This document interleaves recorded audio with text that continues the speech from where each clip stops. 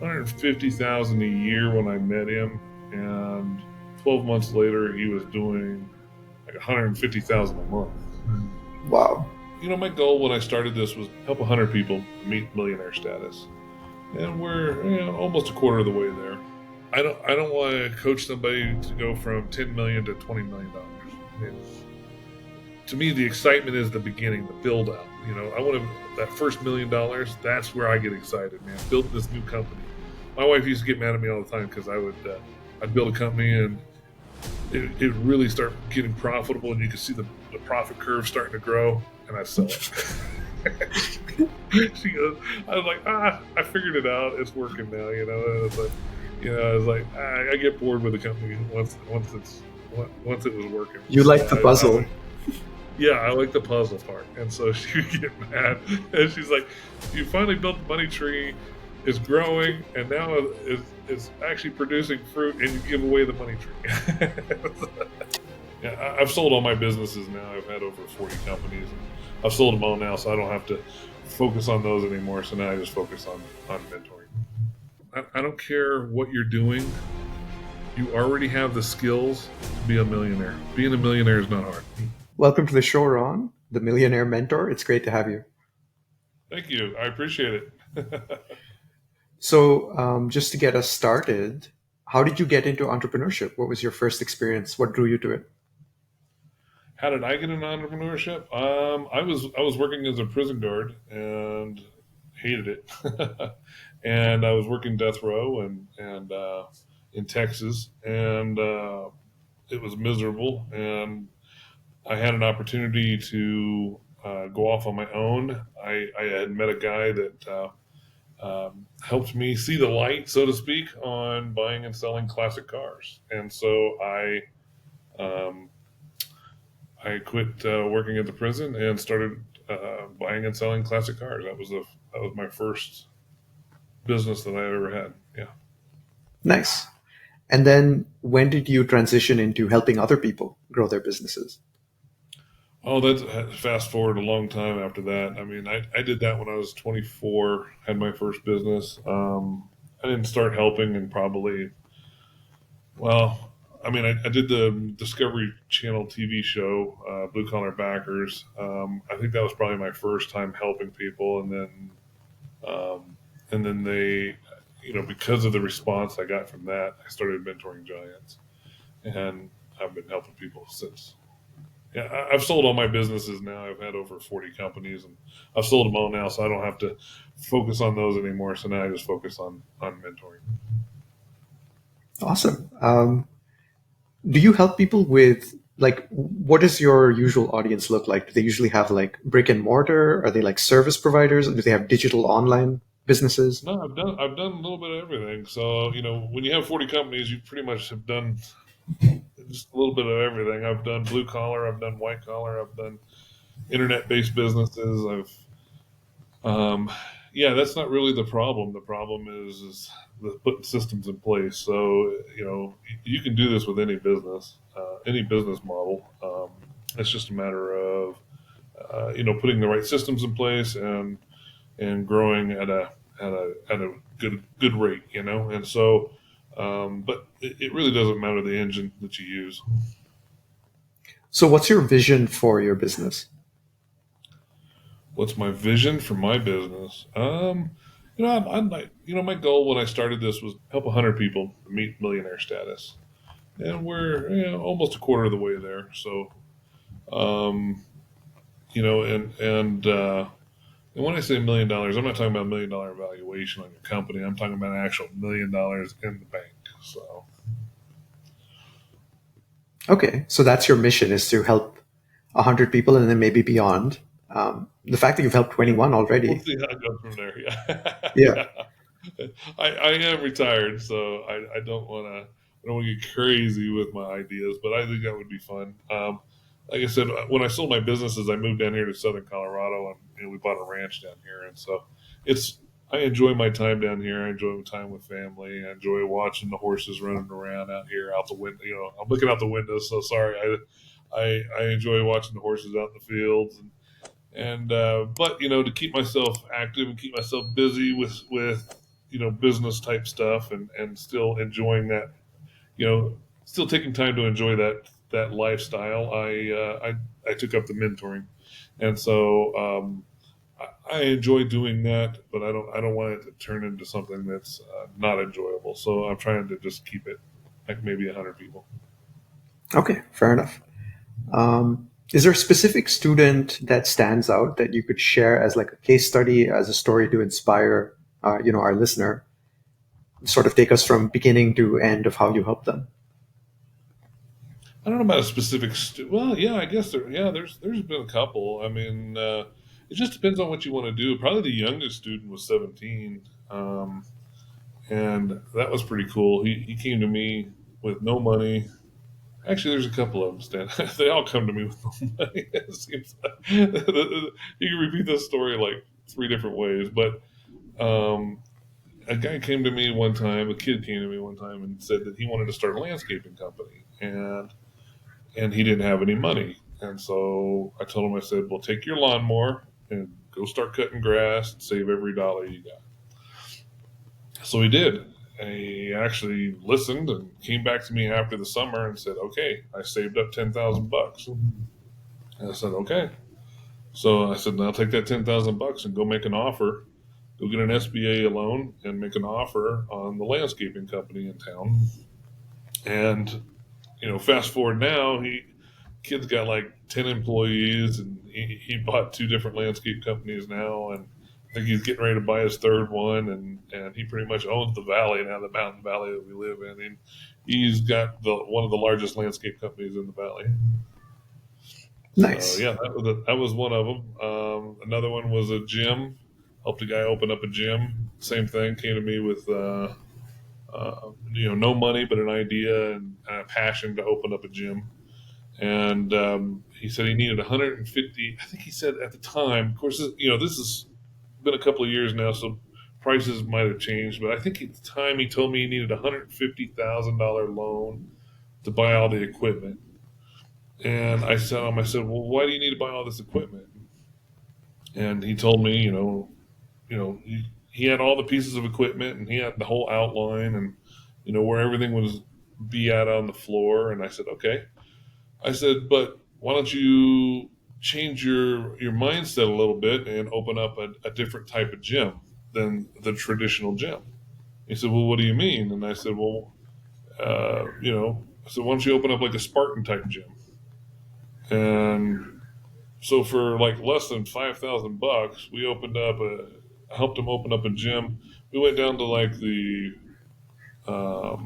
firehouse and got a fire hose that they couldn't use anymore. Went out to a farmer, got a couple of tractor tires, went and got some sledgehammers. So now people will take the sledgehammers and hit the tires, or they flip the tires, or they're messing with the fire hose, or they're doing pull ups and all this stuff. And that gym's been going now for 5-6 years now. And that kid, he's just killing it, and he's got, now he's used that money to buy equipment. And he was grateful that he didn't go buy that equipment, because he said that a lot of that equipment that he had on his list, people don't even use. He realized people don't even use. So being able to start the Spartan type gym, he was able to figure out which equipment was needed. And so now he's into a bigger place, and now they're doing mixed martial arts training there, and they got the gym. So they have the gym side, and then they have the training side, hand to hand training side. So yeah, he's doing really well. That's awesome. Have you had any clients that you helped remotely or online versus like in person? Oh yeah, yeah. A bunch of them. Let's see here. I help online. I helped a guy with his. He had a product he was developing, and he needed some better distribution. Not distribution. He needed manufacturing. He needed a better manufacturer, and so I helped him with some connections I had that got his manufacturing. So his product went from, I think it was costing him $2.98. We got that down to 94 cents. Wow. So it cut it way down, and then he was able to get it done much cheaper and it's still same quality product, and so he was able to grow his profit margins, and therefore he was able to advertise faster, and so he was able to buy more advertising, and hence he grew. Man, he grew quick. We grew that company. He was generating. I'm going to be off on the numbers. It's not going to be exact, but I think he was doing like 150,000 a year when I met him, and 12 months later he was doing like 150,000 a month. Wow. It was growing. 12x. Very good. Yeah. On the subject of growth, have you heard of Alex Hormozy, business Yeah, entrepreneur guy? Cool. Yeah, I'm a big fan of his. I have his books behind me. Um, yeah, there's something he talked about, which is the LTV to CAC ratio. So the lifetime value of a customer and then the cost to acquire the customer. uh-huh. And he said basically every business only scales in two ways. They either make each customer worth more or they acquire more customers. And in Right, making each customer worth more, you can also reduce your cost to acquire them, or in your case, right, reduce the cost of producing the product. So by reducing it by right. 66%, his margins got much better. And so Alex Hormozy says, he pointed out that Starbucks has exploded, grown so huge. And he said that partly that's because their lifetime value per customer is over $14,000. Yeah, it's So, ridiculous. Yeah, they're very impressive with how long they keep a customer. so that means they can afford to spend even 10 grand to bring someone in, but they usually don't have to, right? So that means their advertising budget can beat everyone else out. And so they can Yeah. grow and they can take over markets. Well, yeah. I mean, think about that. When's the last time you saw a Starbucks commercial? I mean, you just don't see them. I mean, there's just uh, yeah, they don't need to. They don't need to do it that way. So yeah, I mean, everybody's a little bit different in their business model, and that business model is working. Obviously, they're killing it. Um, but also, in all fairness, that doesn't mean that everybody can copy that business model because that might not work for your product. That might not work for where you're at and your growth. So that tends to be a big problem for people as they look at super successful businesses and they try to emulate that. But that's not how he started. That's not how. If you go back and you read about Starbucks and how they actually started their company, that's not how they started. He was in there working 24/7.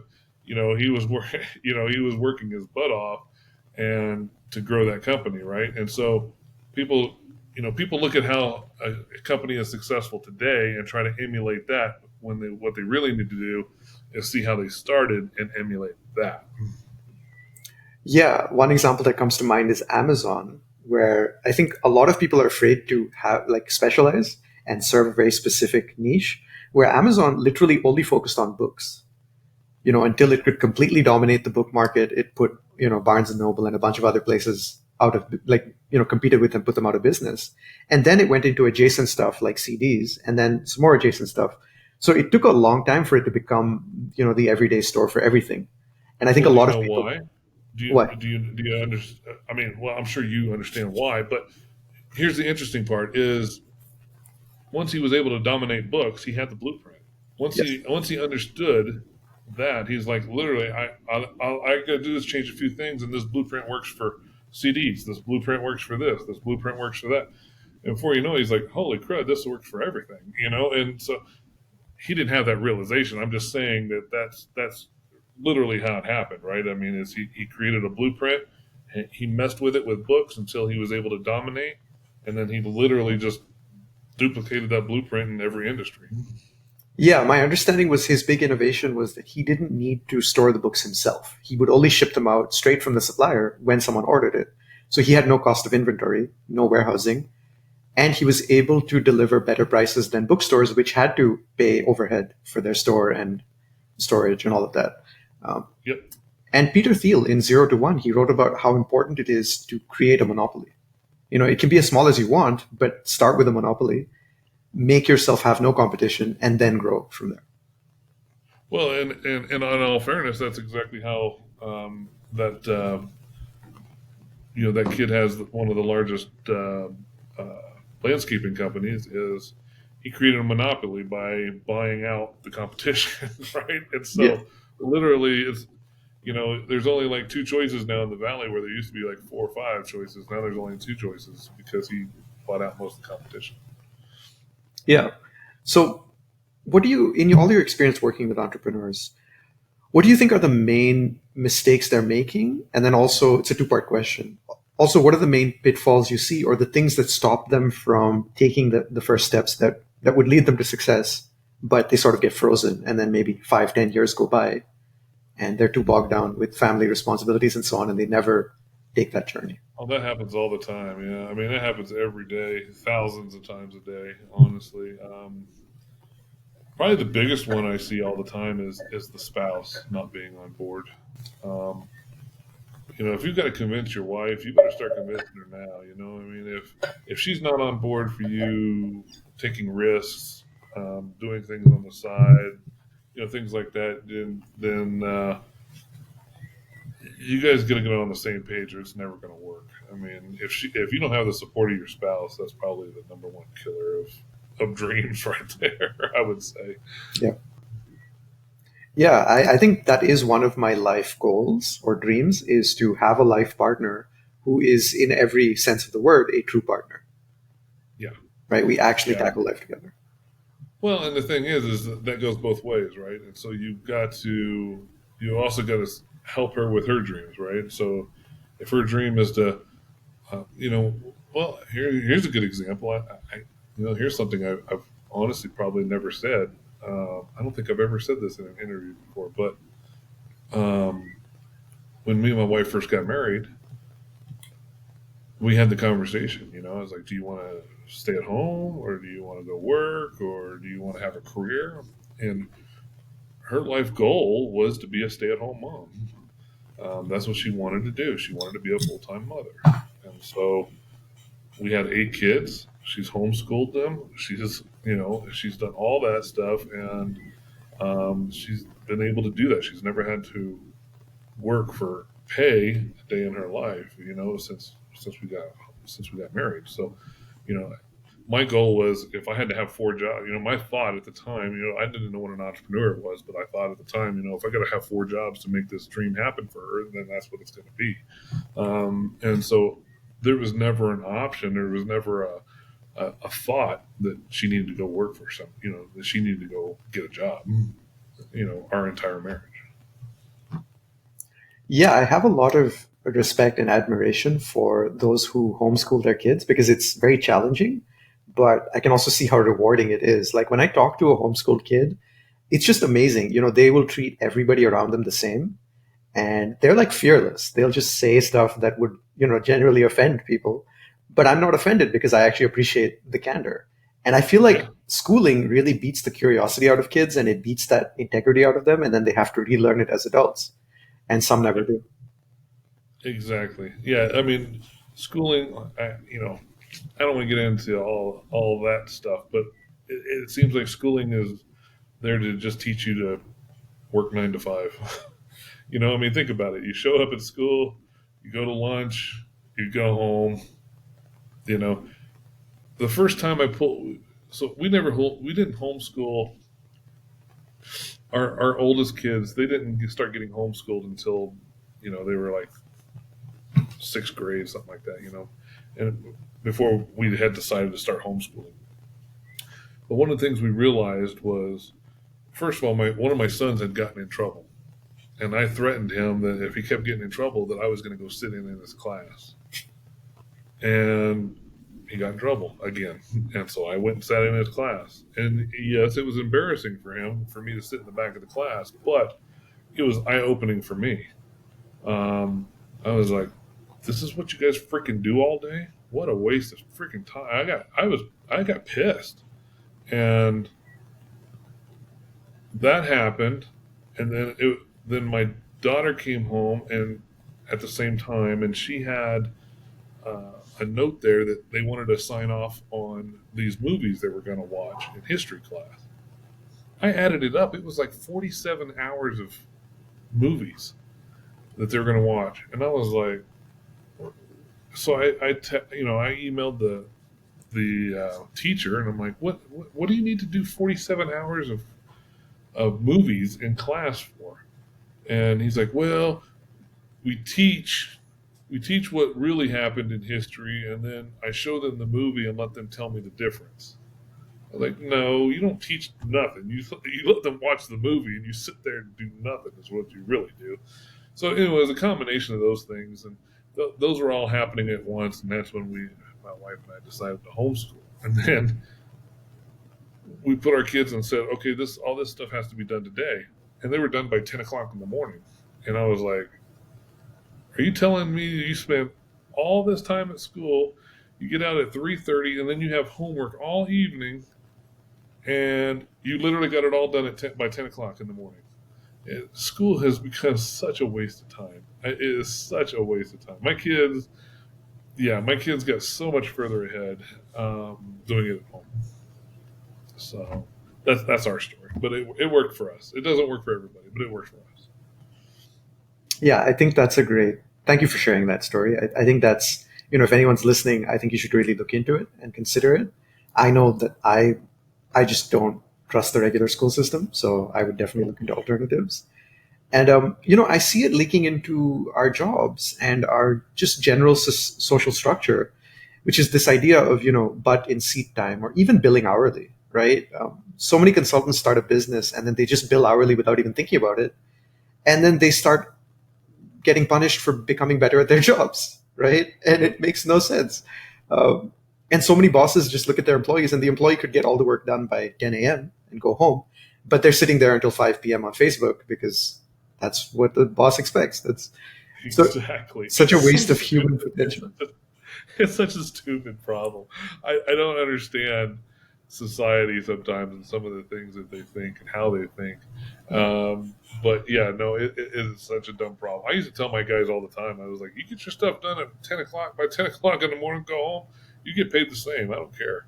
Um, and yeah, they'd get done. My guys, at the time I had a company where they all had their own company trucks, and I could see on the GPS their truck would be at home, and or their truck would be over at a restaurant or whatever, and I didn't care. And my wife would come in, she'd be like, you're not mad that they're sitting at home at 11 o'clock in the morning? And I would go to the office manager and say, has Bill had any complaints this week? No. Has he gotten all his work done this week? Yep, he's on top of everything. How's his sales doing? He's top salesman. Hey, why mess with that? If Bill wants to be home at 11 o'clock in the morning, let him Bill be home at 11 o'clock. And so, yeah, I mean, I didn't mess with it. I let the guys do what they wanted to do, and my, that particular company. Once I decided to cut the strings and let them do their own thing, I grew that company from $350,000 a year in sales to over, like $2.2 million in sales the second year. Yeah. Wow. So that company grew very fast after I decided to cut the strings. So getting into specifics, what are the systems you implement to help someone go from 0 to 1? Well, it's interesting because everybody's a little bit different. Going back to the homeschooling, the the way we taught our kids is kind of we call it the Thomas Jefferson approach. Thomas Jefferson taught that if a kid has an interest in a certain field, let him run with it. Like some of my boys were interested in mechanics, so I went out and for homeschooling, they did their basics, but then they also went out and we built a car. Restored a classic car or whatever, right? And uh, it's kind of the same thing with business, right? Focus on what you're good at and what you enjoy, and hire everything else around you. Have a knowledge of that stuff, have basic knowledge on that stuff, but you don't have to be an expert in everything. And like for me, I hate accounting. I hate numbers. I hate taxes. Nothing pisses me off more than doing my taxes, right? And so I hire that out. I don't care what my taxes are. Just tell me the check I got to write. Just matter of fact, I got to the point where my office manager, I was like, I don't even want to know how much I write in taxes. just print the check and tell me to sign it. That's it. And so, because it would just piss me off and ruin my day. Um, and so, yeah, I just literally signed the check and sent it on. And so, I guess what I'm saying is focus on what you're really good at, and then build a team around you to support what you're good at. Interesting.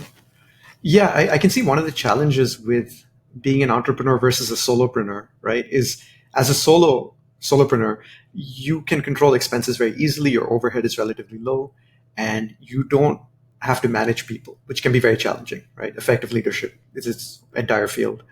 So to become an entrepreneur, you then have to step out of working in your business and start working on your business, which includes hiring people, and that can be tough. You have to learn how to identify good hires. You have to manage them, lead them, and then I guess it starts to pay off. But at the beginning, it almost seems like there's more of a sacrifice, right? Versus being a Yeah. solopreneur. Yeah. I'm not a fan of, I'm an entrepreneur. This whole solopreneur thing that's popped up, all that is a glorified job, in my opinion. That if a solopreneur is a person that basically has their own business, right, and runs it by themselves. My definition of a successful business person is, my question to people is, can you go spend a month in Hawaii and your business still be doing the same without you, and you not touch your business, and you come back after a month in Hawaii, is your business doing as well or better than when you left? And a solopreneur, obviously, the answer is no, because they have to, you know, they are the business, right? Which means you have a job. So my definition is if the answer is no to that question coming back from Hawaii, then you have a job. If your answer is yes, the business is doing well, then you have a company. You own a I company. see. So a company is Congratulations. independent of its founder. Yeah. And so I want a company. Here's the one thing you can't get back: is you can't get back time. And I have yet to meet a solopreneur that isn't fighting back, trying to get back their time, right? And Yeah. so by building a team, it's kind of like making money while you sleep, right? My companies are out there making money even though I'm not there, right? And at one time, I had 20 companies. When you duplicate it 20 times and you got 20 different companies going, nobody can run 20 different companies as a solopreneur, right? But I was able to do it, and I was able to go in and sit in on board meetings once a month, 20 meetings a month, and okay, where are we at with this business? Where are we at with this? What are we doing here? Boom, boom, boom, boom. Get out of my meeting and move on to the next one. I had 20 meetings and I had 20 companies running, and I didn't need to be there for any of them. And so I'm making money off of all these companies that I wasn't even there for. So that's now you're running a company, right? And so that's when you can really grow, is when you're making money without even being there. So what about the situation where somebody sort of feels like they have a calling, and so they almost want to create their job, but for them it's their dream job, right? And so they just want to build their life around that job. So for me, it Yeah, might be nothing my wrong with that. podcast. There's nothing wrong with building a company around it either, though. But I True. mean, Yeah. You can scale. I mean, um, you know, yeah, I mean, I can't think of one solopreneur situation that can't become an entrepreneur situation. I mean, does that make sense? I mean, it's. I know that sounds fantastic and that sounds wonderful, and people like to travel the globe and take pictures of themselves sitting on a beach, having a job. But at the end of the day, you still have to have a job. I mean, you if you don't get it done and do the work, then you ain't taking pictures from the beach anymore because you can't afford a flight. So that's a big difference between an entrepreneur and a solopreneur, which is basically a job. It's a, Well, it's a glorified word to make people feel good, but you have a job. right. I understand that, but I actually agree with you there. They've just created themselves a job. I agree. Yeah, So with mentoring giants, for example, the coaching is what you enjoy and love doing. So if you went to Hawaii for a month, who would coach your clients? yeah, exactly. So mine is exactly that. So because I do one on one, and that's the reason why I said I'm only willing to do 100 or cap it at 100 because I don't need to do it. Does that make sense? I'm kind of retired, and so I don't need to do it. I Right. do it because I enjoy doing it. Exactly. And so once I don't enjoy doing it, then I'm not going to do it anymore. And so that's the difference. Is I get to choose what I want to do. Okay. And but you're exactly right. I mean, that is exactly what I do, because I do one on one, and I only do one on ones. I don't put anybody through you know a standard program. Everybody goes through the same program, and you got to learn all this. No, I custom cater it to every person because everybody's needs and skill sets are different, and so. But that's the reason I only take on one at a time, or two at a time, or do one or two. I don't do more than probably, I would say probably two. Yeah, I don't think I've done more than two calls a day at an hour apiece, one on one. So that's 2 hours a day of my time. Um, and yeah, if I really wanted to grow it into a real company, then yeah, I would bring on coaches, I would bring on trainers, I would bring on people, to do the sales, and yeah, I would build it into a company. And then again, uh, it's not that. Uh, it's not what I normally have built. And there was a reason for that, is because I've done that 40 times, and I've had 40 successful exits, and I don't care to have employees anymore. I don't care to do any of that. I don't need the money. I don't need to build up a company anymore. I don't want to. Yeah, that's understandable. You've already sort of been through that phase of the journey. Now you're more in the mentoring phase, which I have noticed is actually pretty common, where people sort of they're more active earlier on in life in the first season, and they're building, and then they're kind of cashing in, and then maybe exploring options, traveling, and so on. And then there's this mentorship phase that seems to naturally happen, where people want to pass on knowledge, leave a legacy, leave an impact, and it makes sense. It becomes fulfilling to help others grow. Yeah, yeah, and I enjoy it. The minute I don't enjoy it, I won't do it anymore. But until then, it fills my cup. It keeps me satisfied because it keeps me on my toes. It keeps me remember. Oh yeah, this business strategy worked for that, and it might work for yours, and blah blah blah. You know what I mean? And so it keeps me thinking, and it makes my mind work. I mean, there are times where me and my wife are out, four wheeling through the mountains or something, and she can tell that I'm thinking, and I'm thinking of one of my clients' business problems or whatever, and I'm thinking it through, and I'm going, he had to do this. If he did this, you know what I mean? So I'm actually, having fun doing, but I enjoy doing that. I enjoy the challenges of everybody's businesses, and where they're going or what they're trying to do, and I still enjoy it. It's kind of like being a grandparent, right? It's like I still enjoy kids, but once the diaper's dirty, I can hand the kid back to the parents and go, okay, it's the same thing with a business, right? It's the same thing with mentoring. I love helping you on your day to day problems and all that stuff, but at the end of the day, you're the one that has to deal with the employees. You're the one that has to deal with the growth. You're the one that has to deal with customers. I'm just here to mentor, you know? So it's kind of the same way. Yeah, for me, I guess my podcast feels like that. I did a few episodes last year in February, and after like episode 4, I remember getting in the shower and thinking, yeah, I want to quit my job and I want to find a way to do this for a lifetime. Like, this is it. I found it. So that was a very uplifting feeling. I know for entrepreneurs, they might not always find that, but at least the exit becomes the vehicle that enables them to seek it out or live life the way on their terms, right? So that's good. Yeah. And I agree with you 100%. An entrepreneur is always going to find what they're happiest doing. And if they don't, if they're not happy with what they're doing, it's easy to build that company quickly to a point that you can sell it and go do something you are happy with. Does that make sense? Yes, yeah. Although easy for you because you have the knowledge and experience. Maybe for a lot of other people, it's not so easy or intuitive. Well, it can be done. It can be done, Yes. and And I can help with that if you need help with that. So Right. it is easy to,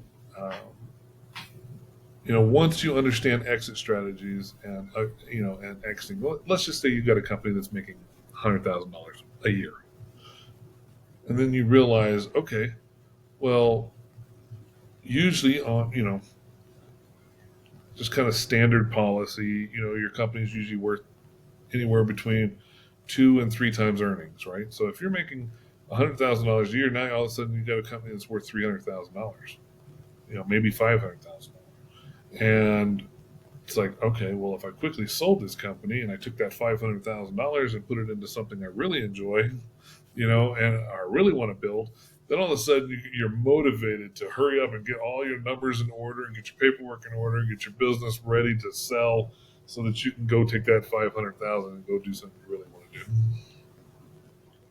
Makes sense. Yeah, I understand. Yeah. So, okay, we've discussed the pitfalls you've seen with entrepreneurs, their common mistakes, how you help them scale. I guess, yeah, what are the phases you see an entrepreneur go through on their journey?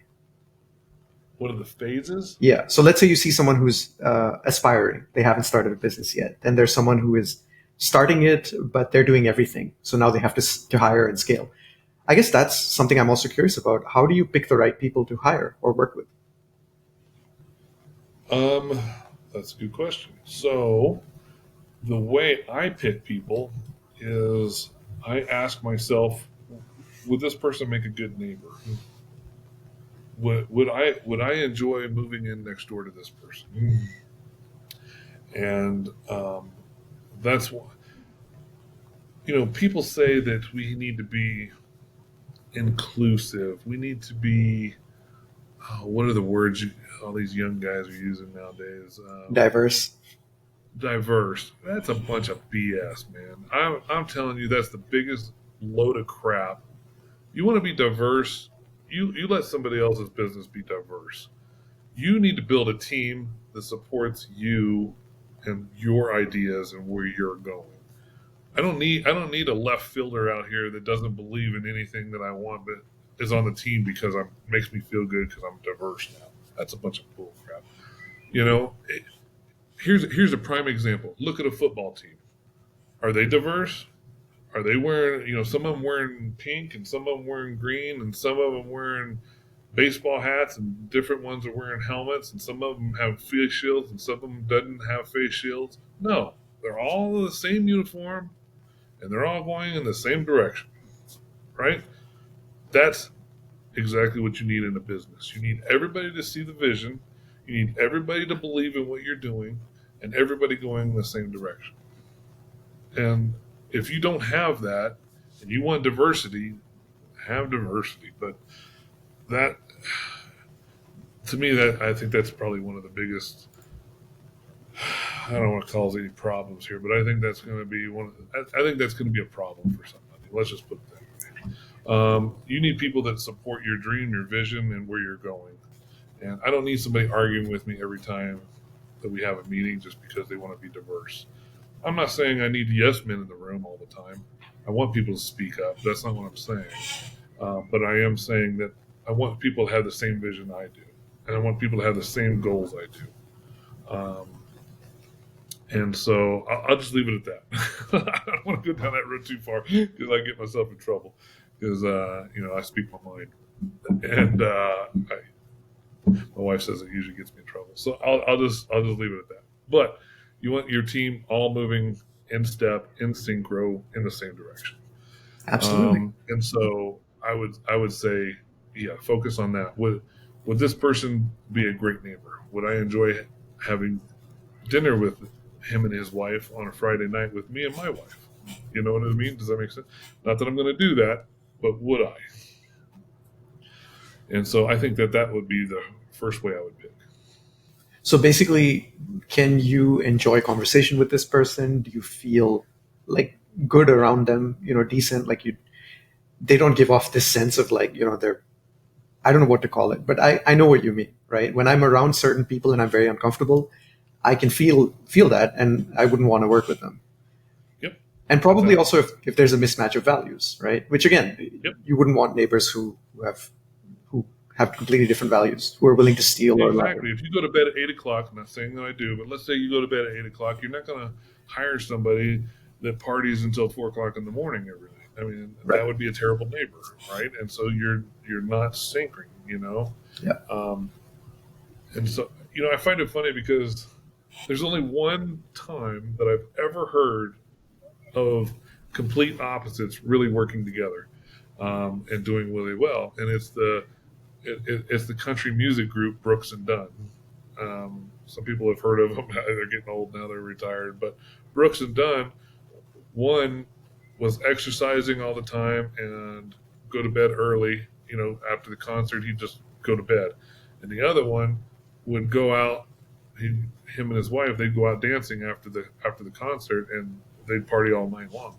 And so they were complete opposites, and they had different buses, they had different ways of life, they had a completely different.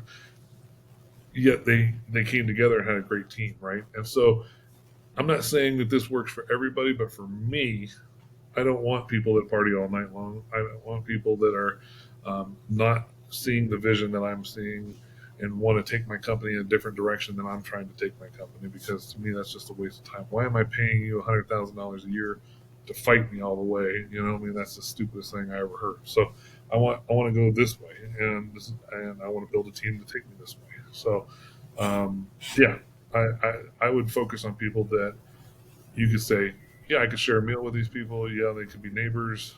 We can hang out and have birthday parties together or whatever. You know what I mean? So that's what I do. That's how I look at people. Makes sense. Yeah. So when someone comes to you with an idea for a business they want to start, how do you help them vet that idea? Like test product market fit or consider how it fits into a bigger plan? Well, again, that like everything else, it depends. Is the Yeah. right answer, but um, I would say sell it first. Usually, I mean, if somebody comes to me with a product, sell it. You know, if you came to me with a box of, I don't know, what do I got here? A box of Beats, right? And headphones. And you came to me with a big box of them, I'd say go sell them. And when that box is empty, come back and talk to me. And let's go over the sales. Let's see what happened, and we'll find out if you got a business. And 2 months later, and you still got half a box, I would say you probably don't have a very good business model. You probably don't have a very good product. And so, convince me that you can sell it or pre-sell it ahead of time, like the guy with the Spartan gym, right? He knew enough people in town. He knew enough gym rats in town that loved being in the gym that he was able to pre-sell, I don't know, 50 gym memberships, I think it was, before we even opened the gym. So, um, you know, that's what I'm talking about. Do stuff like that. Can you sell your product before you even start? And that's a good way. But again, that doesn't work for everybody. I helped a guy with a Thai restaurant over here to open up a Thai restaurant. Obviously, you're not pre-selling nothing until you open up the doors. So it that's where I say it depends, because it's hard to give blanket advice because every situation is different. Understandable. Um, so if you could only offer one piece of advice to your 20-year-old self, what would you tell him? My 20-year-old self, I think that for me, see, there was a magic moment there for me. My dad was in the army. Just to give you a little bit of background here. I was raised in the military. I went to school. All the kids that went to my school were their parents were in the military. It was inbred into us that you go and you join the military. You want a job. You want money. Go get a job. And retire in 20 years, whatever, right? And I think that I would show myself at 20 that I could make my own money and be my own boss. Once I understood that I could make money without a boss, I know this sounds weird, but I didn't understand that. I didn't understand that small piece for me. I knew I didn't get along with anybody. I didn't get along with any of my friends in school. I didn't have the same thinking. I wasn't the lockstep kind of guy where get in line, like, everybody get in line. All the students would jump and get in line if a teacher yelled get in line. And my mine was, why are we getting in line? What do I need to get in line for? What are we doing? Where are we going? And why do I need to get in line? And because maybe I don't want to go where you're going. You know what I mean? That was my thinking. So I thought differently than everybody else around me. And but once I understood that I could make money without a boss, man, I there was no stopping me after that. I ran with it, and I uh, yeah, well, you couldn't stop me at that point. It's crazy to me how, all of us have these beliefs that are just so small and singular, but they're holding us back from a whole new way of living. Yeah, everybody has them. Everybody has them. And so when people come to me, and they're like, I want to build this $1 million company or whatever, and but they have all these little limiting beliefs that we have to go through and knock them out. Like the kid with the gym. His first thing that he told me, he's like, "Hey, I need $150,000 loan to get this equipment." My question was why. Why do you need $150,000 loan? Why do you need that equipment? And he didn't think of it a different way because he had that limiting belief, right? He just traditional gym. I got to open up a traditional. Why do you need to open up a traditional gym? It's, same thing with the kid with the landscaping. I want to start a landscaping company, but I ain't got no money. Okay, well that's your limiting belief. Well, let's change that. So yeah, everybody's got it. Everybody has it. Yeah, I think I'm really glad that insight came out because, like fish in water, I think we're just completely blind to those beliefs until something in our environment, jolts us out of it or someone points it out. Like you realized, right? What was it? A colleague or someone basically told you could work on cars for people and then you started. Yeah, yeah. It was a friend of mine. Mhm. Well, he's a friend now, but back then he was my boss. I worked 4 days on in the prison and 4 days off. I had four. We worked 12-hour shifts, 4 days on, 4 days off. So my 4 days off, I would go to the junkyard and work for this guy Alan Brown, and I would fix cars for him on at the junkyard. And he handed me a car one time and said fix the car, and then he said go sell the car. And then he actually walked me, baby stepped me through the process. And so I bought the car from him for $75. I spent $75 to fix the car, so I had 150 in it, and I went and sold the car for $800. And then once I did that, and then I'm holding the money. I was so dumb, I was so limited in my beliefs. Really, I mean, I really was. I was literally holding the money in my hand before I realized, wait a minute, I did this on my own without a boss. And then once I knew that, boy, once it clicked, I was like, I'm out of here. And then I bought up half of freaking Texas, man. I was shipping classic cars. When I quit, I was shipping. When I first started, and I was getting big, I was shipping out like one 18-wheeler load of classic cars a month. And when I quit, I was shipping out 4 or 5 loads a week.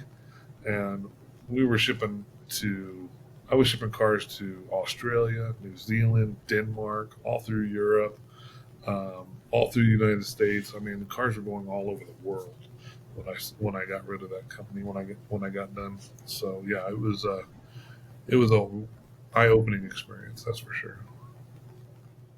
Yeah, I love that story so much because I think one of the greatest gifts, a boss can give an employee or anyone can give anyone really is he taught you how to fish, right? He showed Yep, you, and then you realized, oh my God, I can feed myself. I don't yep, need someone else's fishing rod or boat or whatever. yeah. And I tell my employees that all the time. you know, I if you it, I never hold an employee back. An employee ever expresses their interest in growing or owning their own company or becoming my direct competitor, I can care less. I'll show you how to do it. I'll show you everything. I'll open up the books to you. I'll show you everything how I did it. Kind of like Elon Musk, right? Elon, he's got how he built his cars is open source, right? It's all out there. I mean, you can all anybody can go out there and duplicate his car right now. And I was the same way. I was an open book. If my employee came to me, the first time I did that, I owned a service based business. It was a service based business that I owned, and I had 5 guys that were in the field and 3 gals in the office. So that was a total of 8 employees. I'm trying to remember this, make sure I got the numbers right. And out of those 5 guys that were in the field, I believe 4 of them took off and owned their own businesses. Wow. And the 5th one went back to college, if I remember right. She's a great gal, actually. She works in Denver. I can't remember where she works at some cool place that she really enjoyed that. But 4 of them went out and started their own business, and 2 of the gals in the office went out and started their own businesses as well. So out of 8 employees, 6 of them went out and started their own businesses. And so yeah, why not? Why not teach them to go do their own thing? It's really interesting. I get this sense that you're kind of like a walking inspiration in the Oh, greatest sense of the word, which is that you probably don't know the amount of lives you've touched throughout your lifetime just being you, right? Like there could be tens of thousands of people with their own businesses who would not have started them just because they had a conversation with you, they saw you, whatever it was. it's so funny you said that because just this morning I got onto LinkedIn. I'm not even kidding. Matter of fact, I got LinkedIn open up right here. And there was a guy that messaged me. I haven't talked to this guy. He lives in Florida. I'm in Colorado. I haven't talked to this guy in probably 20 years. And he just reached out to me and said, "Hey, Ron, I wanted to thank you. There was a time I was over at his house one time, and something I had said over there inspired him to start his own business, and he now owns a big uh, some sort of computer company over in. I haven't researched to figure out what he's doing over there, but he's got like 20 employees. And he's got this big operation that he's got going on down there in Florida. And he goes, I never thought of running my own business until that evening that him and I had talked. And we talked for quite a while. I remember sitting on his back porch and explained to him, why are you working for somebody for freaking $75 an hour? You could be doing this, blah blah blah. And I remember talking to him about that and leaving. And most of the time, I always think, nothing's ever going to come of that. These guys they're too comfortable in their jobs. But then it was like 6 months later, his family ended up moving to Florida, and we didn't stay in touch. And other than like social media, I see him occasionally post on Facebook. But anyway, yeah, he just reached out this morning and thanked me for that conversation. Yeah, That was funny. it reminds me of this saying, right? That no interaction will ever leave either party unchanged. So That's a good point. you really want to pay attention to how you show up in the world because you're changing people's lives whether you like it or not. The question is just will it be positive or not, right? And that's kind of up to you. Yeah, yeah, and yeah, my wife, she rolls her eyes when people start talking business around me. She's like, "Oh, here we go," because she knows that I'm just going to go off on it, and be like, "Oh yeah, do this, do that." I can't not do it. I can't. It's just built in. We went to dinner one time, and somebody had stopped us. Um, where were we? I don't even remember where we were at. But we went anyway. Me and my wife went out to dinner. We go out to dinner every Friday night, right? And so, speaking of which, that's a marital thing here. So if anybody's, always take time to take your wife out. So every Friday night, without fail, for the last 25 years, I've taken my wife out to dinner. Um, or out on a date. And so anyway, we were at dinner, and a guy came up and had was asking me a question, and she goes, "Oh, here we go." And literally, we talked for like 2 hours, standing in the parking lot talking. And I was like, "Man, if I was you, this is what I'd do in the business." I get all excited, right? I get all into it. And so I'm like, "Yeah, I'd do this with your business. I'd run it with this. Have you thought about marketing this way, or thought about doing it this way?" And and he was just like, "Whoa!" And and my wife's like tugging on my arm, going, "Hey, it's time to go, time to go." So, but it's something that gets I get super excited about, and especially when somebody's got a new business model that I haven't thought about, or it's new to them, and I'm like, "Oh man, I would do this, man. If I could start that over again, this is the way I'd do it." And yeah, I get all excited about that stuff. That's lovely. So you get to live vicariously through your students as well, because Yeah, you get to see yeah, them that's put the fun part, vision. man. That's the fun part. Yeah, Yeah. So yeah, like I said, it's like having grandkids. I mean, it's like you can give them all the ideas and then go terrorize your parents. nice. I actually just chatted yesterday with someone who he's in Finland and he's been in real estate for a long time, and he's now starting creating content on YouTube, and he wants to be a business coach. So, what if you got a call from someone who basically wanted to be in the same field as you? What would you recommend to them to get started? I would say focus on people that are in your wheelhouse. In other words, I don't want to coach somebody to go from 10 million to $20 million. I mean, to me, the excitement is the beginning, the build out. I want to that first $1 million.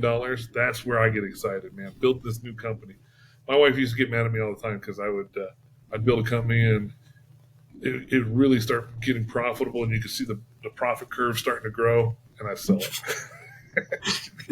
She goes, I was like, I figured it out. It's working now, And it's like, I was like, I get bored with the company once it was working. You So like the puzzle. yeah, I like the puzzle part. And so she would get mad, and she's like, "You finally built the money tree. It's growing, and now it's actually producing fruit, and you give away the money tree." So, I guess what I'm saying is, yeah, stick with what excites you, and don't expand into other things.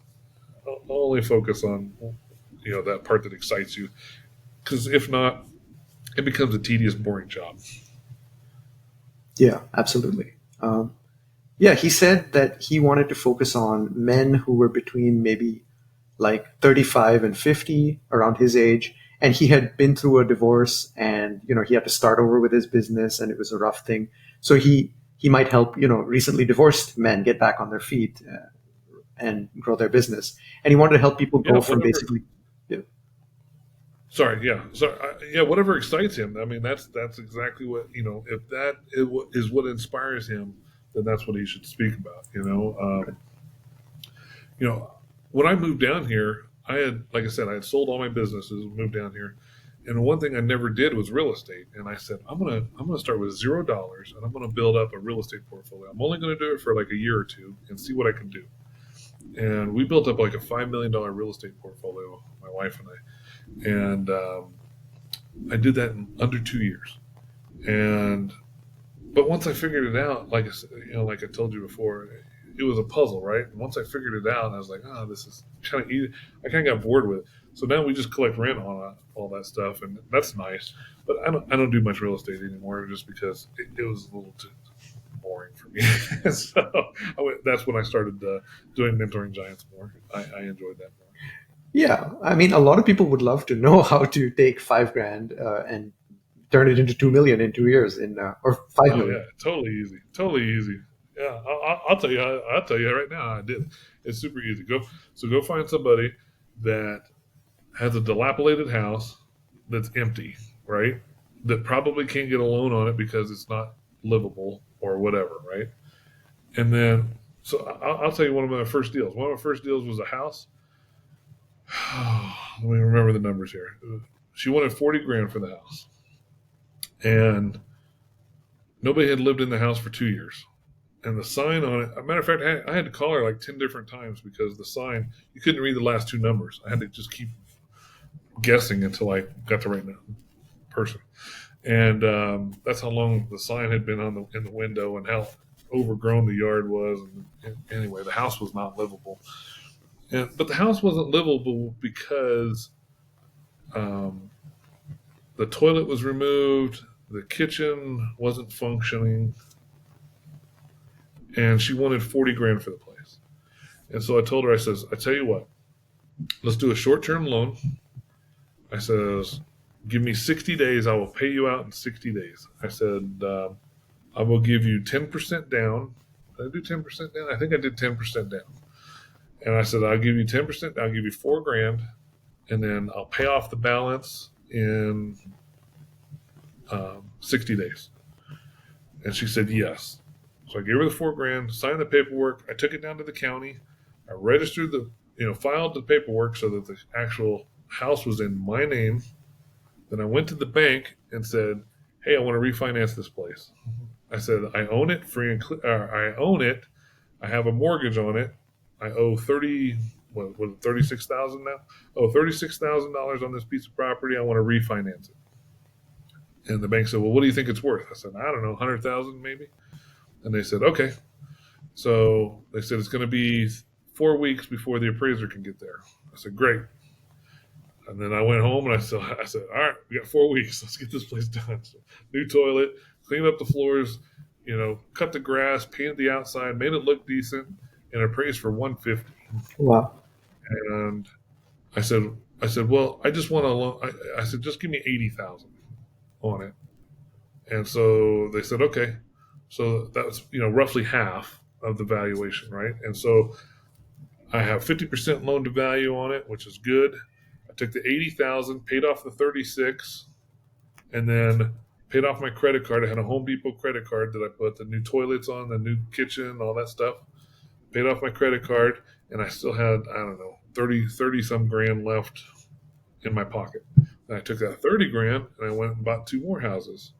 Put 5 down on this one, 5 down on this one, remodeled them again, and I just kept doing that and just did it over and over and over again. And it's super simple. It's really that easy. I mean, I literally did it 44.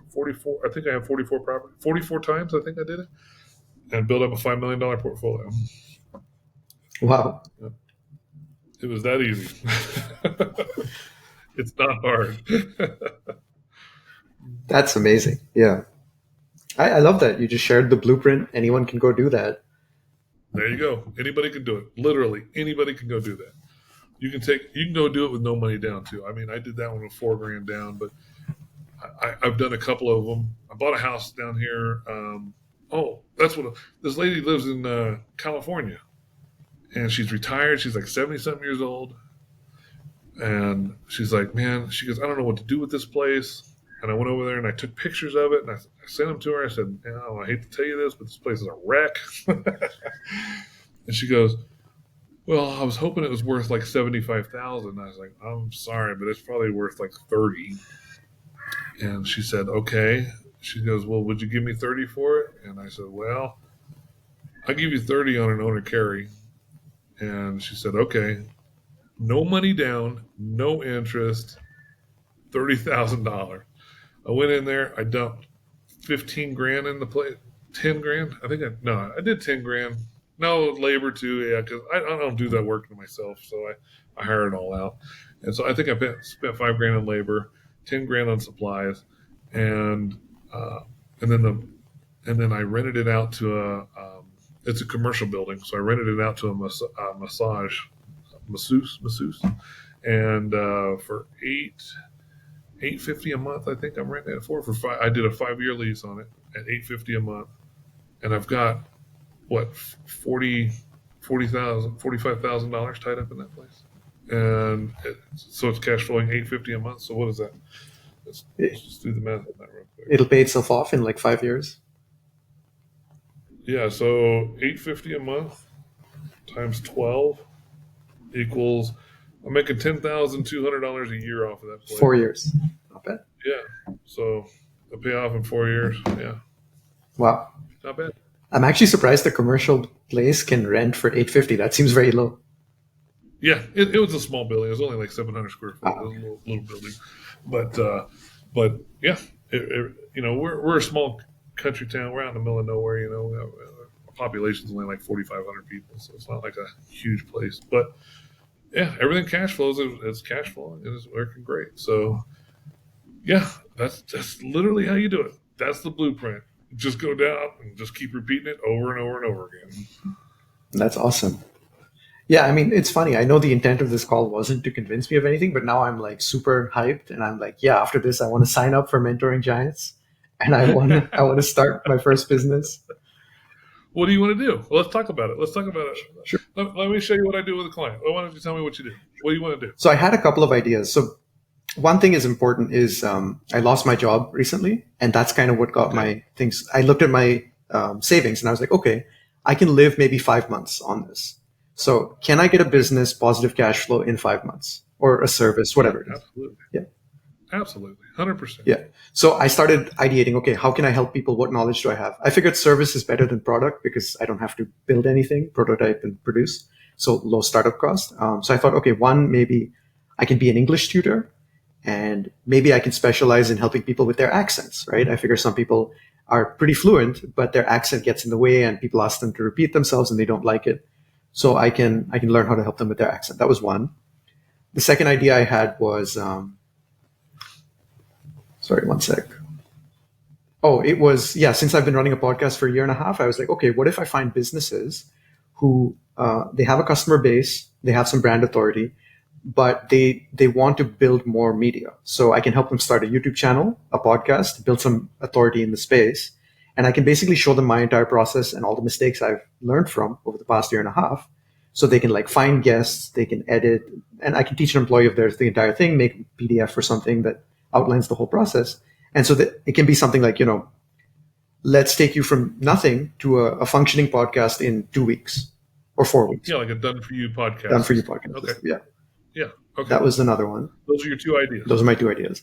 And then there's a third with a friend who we launched a waiting list, actually, just like you recommended, to garner interest and see if people like it. And then based on that, we might launch it. Um, so he has been in the UX design space for a very long time. He's a senior UX designer at Expedia. Crazy. He makes like over 300K a year from his job, which is insane to me. I've never been paid more than like 60K. So he has a lot of expertise, and he's helped a lot of his friends get jobs in the space. And the thing that he noticed is people who graduate UX design school, their portfolios look really polished and good, but companies are leery of that because those projects aren't real world use cases. They're not published, they're not generating revenue for a business, so they don't trust it. So he had this idea for a boot camp, right? It's the 4 week boot camp, and we basically supercharge your portfolio. So we have a mentor who's experienced in UX. You come in, you design projects in groups that are simulating real world scenarios. So it's like we simulate a company for you. So you're working in a real environment, kind of like an internship. And then someone oversees your project. And then we actually sell the project to a client. So the second part of the business is we have small businesses and we offer them a discount to design their website or whatever they need. And in exchange, they publish it and they give a testimonial for the student that goes in their portfolio. So we're kind of connecting. I like that. You like that? Okay. I like that one. I like that one. Yeah. So out of the three you told me, if it was me to pick, that would be the one. Okay. The one thing I don't like about the um, translating or the what would you call English that? tutoring or accent tutoring. English tutoring, yeah, you're trading time for dollars. Right. And so, unless you start training other people to do the same thing you're doing, and then you're literally training your competition, and they're just going to quit and go work for themselves. So, I think employee retention would be tough on that one because once you teach them, they'll go off and do their own thing, and then you're trading time for dollars. The other one, Podcast done for you. podcast done for you. I see limitations on that one. I see a lot of people doing it, and I see money limitations. Because people are like, I'm thinking about starting it, and you're trying to take a free product and add money to it, right? It's like if I told you, hey, I could let me show you this movie. You heard of the movie Top Gun? Let me give you a really cool experience with Top Gun, but the tickets are $150 instead of $9 at the local movie theater. you're going to be like, does that make sense? Because you're trying to repackage it in a different way. But they've all heard, hey, I can just jump on with my iPhone. I can do this and it's free and blah, blah, blah. And so you're trying to take a free product and turn it into something that's generating money. Um, that's a little bit harder to do. But this other one, now you're taking people that can make up to $300,000 a year, let's just say, on an easy entry. Let's just say it's an easy.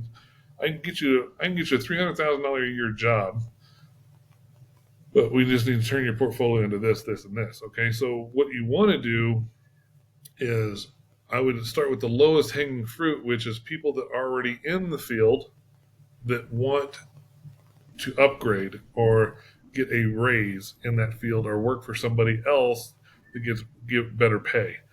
And then I would say, hey, we can double your income in the next 12 months, or we can double your income in the next 6 months by changing your portfolio and doing this and this and this, blah blah blah, and showing them how to do that, because I guarantee there's people in the UX, is that what you call it, UX, yeah. UX?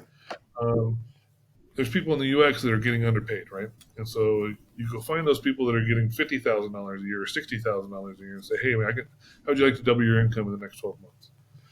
You know what I mean? And then take them up. And then you have all these, why can't I think today? You have all the people saying good things about you, whatever you call it. What do you call it? Uh, Testimonials. You got all these testimonials of people that have already succeeded, and then you can go start with people that are getting into the field. The problem with starting with the people that are getting into the field, they got no money because they're trying to get into the field. So don't start with people that are broke. Start with people that are already making money and show them how to double their money. And then go to the broke people and say, hey, we can get you a $300,000 a year job. You can skip that $60,000 a year job by taking our course. And you have testimonials to back it up. And then that'll be a little bit easier of a sale. But I don't think I'd start there. I would start with the people that are underpaid and get them find them jobs that get them the pay that they're looking for. I see. So if it's a 6-month program, we'd have to think about, okay, how do we phase that in? Maybe it's a 1 month. Oh, I just threw that out there. I don't know what it is. I mean, it could be a month program, it could be a Right. week program. I don't know what But it is. I love that idea of, okay, we're gonna find, it's basically the same as looking for the dilapidated house, but we're looking for the dilapidated salaries, right? We're like, oh, you're underpaid. Exactly. We'll help you get above market for your role, and we'll supercharge your portfolio. We'll teach you the skills you need, and you can be confident negotiating your salary and get. Yeah, because they're already getting paid. They already have money. You know they got money. Right. So they're just getting underpaid. Yeah. And so that's an easy customer. Right. The guy that's just getting out of school that's broke and got debt, student loan debt, getting them to pay you $5,000 is a lot tougher than getting a person that's already in the industry and making $70,000 a year. Okay, so I'll rehaul our questionnaire because we had like a couple of questions, and I'll change it to, because it was more like, what level of education are you, a student, and so on. We'll change it to like, what's your income bracket, and then maybe I can make a post on LinkedIn saying, are you earning less than 60,000 as a UX designer? We can help you double your income, in the next 6 months. Here's how we do it. Fill out this. Yeah, a double your income next 60 days. I don't know, whatever it is. Yeah, I'll discuss it with 90 days, whatever. Put a timeline on there. Say in the next 60 days we can double your income. Right. I think the hard part. Oh, you got my attention. You know what I mean, right? Yeah. And so, if you can double my income in the next 60 days, I'm definitely listening to you. I got you. And then take them right over into an evergreen video where you and your buddy are sitting there talking, and he's got proof because he's got here's my paycheck, $300,000 a year, blah blah blah, and these are the pain points. These are the problems why people are making 60 instead of 300. They're all and these are the problems, and this is what we can go through. Sign up below, and we'll fix that. Awesome. Boom. I love that. Yeah, I like how you just walked me through your process in practice, and it was great. There you go. Yeah. Problem solved. There you go. Now you got $1 million business, and you can do it in a year. You can do that in a year. You can build that up in 6 months, easy. You can get that rocking and rolling in no time flat. Yeah, I guess one concern is The portfolio building process, we're confident we can do that in a month. The question is then the job search is where the time uncertainty is, right? So in the 30 days after that, how likely are they to find a job? So how much can we help them, or how do we figure out that part? Is the Yeah, and so on that, I would start reverse engineer that. So go to his employer and say, what makes this person worth $300,000 to you, Mhm. and reverse engineer that.